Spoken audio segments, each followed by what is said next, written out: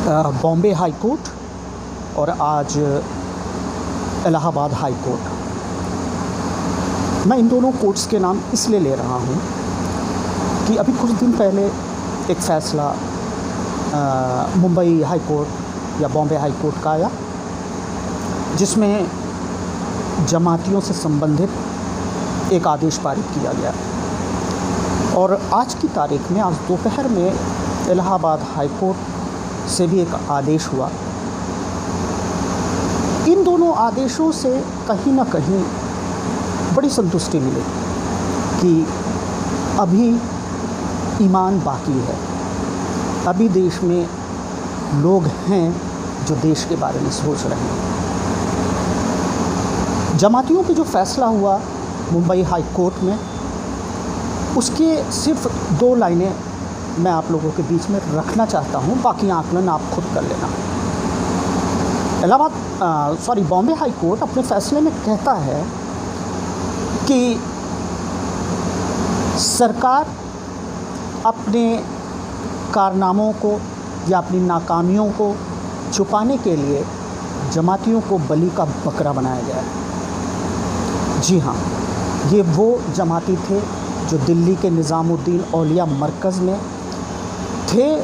एक बड़ा इज्तिमा था, उसके बाद ही ये कोरोना का जो मामलात हैं एक बार भी बहुत तेज़ बढ़े और सरकार ने और इस देश की वो मीडिया जिसे आज हम प्रेस्टिट्यूट या गोदी मीडिया या दलाल और भड़ों की मीडिया कहते हैं, उन्होंने एक तरफ से ऐसा ताना बाना बुना कि लगा कि शायद ये वाकई हकीकत है। लोग ऐसा ही सोचने लगे और यहाँ तक कि किसी भी मुसलमान को जमाती कहने में ज़रा भी लोगों को संकोच नहीं होता था और इस तरह से उनको प्रोजेक्ट किया गया था कि जैसे यही लोग हिंदुस्तान में कोरोना लेकर आए हैं और एक साजिश के तहत इसको हिंदुस्तान में फैला रहे हैं। खैर, उस सिलसिले में बॉम्बे हाई कोर्ट का जो फ़ैसला आया, फिर उसके बाद दिल्ली हाई कोर्ट का भी फ़ैसला आया और उसमें ये साफ़ हो गया कि ऐसा कुछ नहीं था।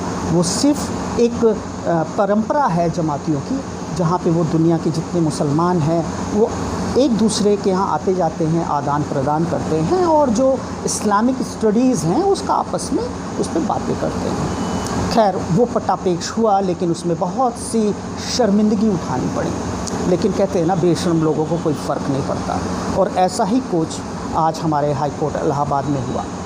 इलाहाबाद कोर्ट ने जो फ़ैसला सुनाया उसकी भी मैं चंद लाइनें आपके सामने पेश कर रहा हूँ, जिसमें उसने यही कहा कि डॉक्टर कफ़ील खान के ऊपर जो NSA लगाया गया है उसको तुरंत हटाया जाए, तुरंत उसको निरस्त कर दिया है और उनकी जो गिरफ़्तारी थी उसको गलत साबित किया है हाई कोर्ट ने। जैसा कि आप लोग जानते हैं कि ये वही कफ़ील खान हैं जिनके बारे में बहुत मीडिया में आया किस तरह से जो BRD हॉस्पिटल गोरखपुर में है, जहाँ पे चमकी बुखार की वजह से इंसेफ्लाइटिस जो बीमारी थी, उसके बारे में जो है बच्चे काफ़ी मर रहे थे और उस बीच में ऐसा हुआ कि सरकारी तंत्र पूरा फेल हो चुका था। उस हॉस्पिटल में सिलेंडर्स, ऑक्सीजन सिलेंडर्स ख़त्म हो चुके थे और डॉक्टर कफ़ील खान ने रात भर दौड़ धूप की और कहीं से उन्होंने प्राइवेट हॉस्पिटल से या अपने जो भी रिसोर्सेज थे उनसे सिलेंडर्स ऑक्सीजन के इकट्ठा किए और ऐसा कहा जाता है काफ़ी बच्चों की जान बच गई, अन्यथा काफ़ी बच्चे मारे गए होते। उसमें बहुत से मासूम बच्चे मारे गए थे, सैकड़ों की तादाद में बच्चे उस बीमारी से पीड़ित थे। लेकिन कहते हैं ना, कभी कभी नेकी आपके लिए मुसीबत बन जाती है और वो मुसीबत इसलिए बनती है क्योंकि आप किसी एक ख़ास समुदाय से रिलेटेड हैं। उस बंदे के साथ भी यही हुआ। उसने 2 गलतियां की। पहले तो वो मुसलमान था, दूसरा उसने एक ऐसी सरकार के सामने ऐसी मिसाल पेश कर दी जहाँ पे सरकार की किरकिरी हो रही थी और सरकार को ये ज़रा भी अच्छा नहीं लगा कि एक मुस्लिम डॉक्टर हीरो बन रहा है। मैं ये बात अपनी तरफ से नहीं कह रहा हूँ, ये बात तत्कालीन जो भी हमारे चीफ मिनिस्टर साहब हैं, जब वो BRD हॉस्पिटल गए और लोगों ने जब बताया कि ये डॉक्टर कफ़ील खान हैं, तो शायद उन्होंने ये कहा कि हीरो बन रहे हो। ये हाल है इस देश का मेरे भाइयों। मैं कैसे बताऊँ कि ये बहुत गलत हो रहा है इस देश में और वो साबित हो गया। मैं नहीं कह रहा हूँ गलत हो रहा है, ये हाई कोर्ट कह रहा है। हाई कोर्ट का जो आदेश है उसमें साफ साफ कहा गया है कि डॉक्टर कफ़ील खान निर्दोष हैं अच्छा, उस केस से उनको ज़मानत भी मिल गई थी। वो करीब पिछले 2 साल से वो बेचारा जेल में अंदर बाहर उसके भाई के ऊपर गोलियां चली, उसके साथ प्रताड़ना हुई, बहुत बुरी हालत में है। उसको नौकरी भी हाथ से गई, उसके हाथ से उसको सैलरीज नहीं मिली बहुत दिनों से। यही सब चल ही रहा था कि जैसा आप लोगों को पता है कि सरकार ने एक ऐसा कानून इस देश में पेश किया जो कि शायद हमारे संविधान के खिलाफ था, और उसमें ये बंदा इलाहाबाद विश्वविद्यालय में जाकर अलीगढ़ विश्वविद्यालय में जाकर सीए एनआरसी के विरोध में जो लोग बैठे थे उनके साथ इसने भी जाके प्रोटेस्ट किया और अपना एक भाषण दिया। उसी भाषण के बाद सारा खेल शुरू हुआ, और ऐसा कहा जाता है कि तत्कालीन जो जिलाधिकारी थे अलीगढ़ के, उन्होंने जो है इसके ऊपर एनएसए लगा दिया, और एनएसए के तहत 3 महीने का लगाया था। और एनएसए में प्रावधान है कि जब इस तरह की कोई धारा लगाई जाती है तो उसमें ज़मानत नहीं मिलती है। तो पहला जो टर्म था वो 3 महीने का था, फिर उसको 3 महीने और बढ़ा के 6 महीने कर दिया गया।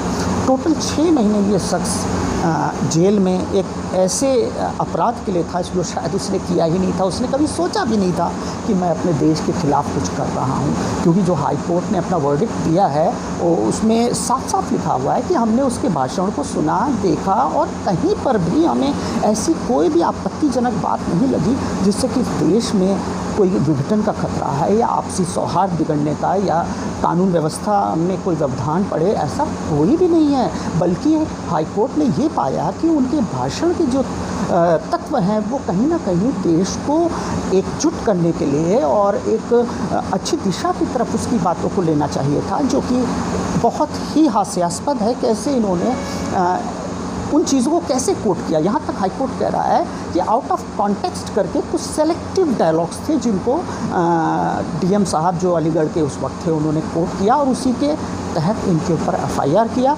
एनएसए लागू किया और इनको जेल में डाल दिया गया। तो ये आज की 2 महत्वपूर्ण चीज़ें हैं जिसको मैं आप लोगों के सामने आना चाह रहा था, लेकिन समस्या अभी ख़त्म नहीं हुई है। कुछ लोग आज हाई कोर्ट पे था, मैं वहाँ पे कुछ लोग ये भी बात कर रहे थे कि ये 6 महीने ये शख्स जेल में रहा बिना किसी अपराध के, तो उन लोगों के साथ कोई कार्रवाई होना ज़रूरी है जो इसको 6 महीने तक, बेकसूर इंसान को 6 महीने तक जेल में रख के प्रताड़ित किया। क्योंकि जेल में से ही इस बंदे ने एक बार कुछ खत लिखे थे जो कि बहुत वायरल हुए थे, और उसमें उसने साफ साफ ऐसी ऐसी चीज़ें बताई थी कि बहुत शर्म आती है हमारी व्यवस्था के ऊपर कि कैसे कोई इतना पर्सनल हो सकता है किसी के खिलाफ। सिर्फ उसकी यही गलती थी ना, वो मुसलमान है। योगी जी आपको जवाब देना होगा, ये इस देश के लिए ठीक नहीं है।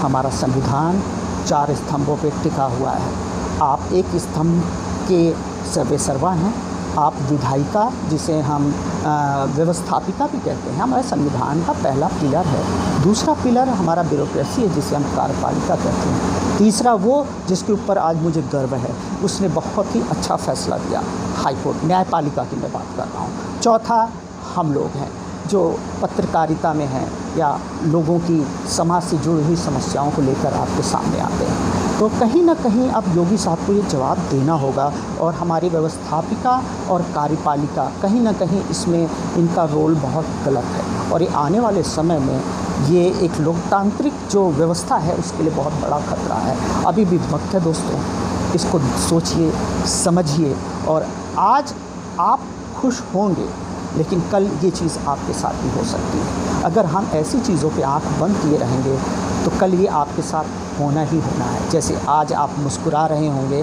वैसे हो सकता है लोग आप पे मुस्कुराएं। जय हिंद, जय भारत, जय समाजवाद।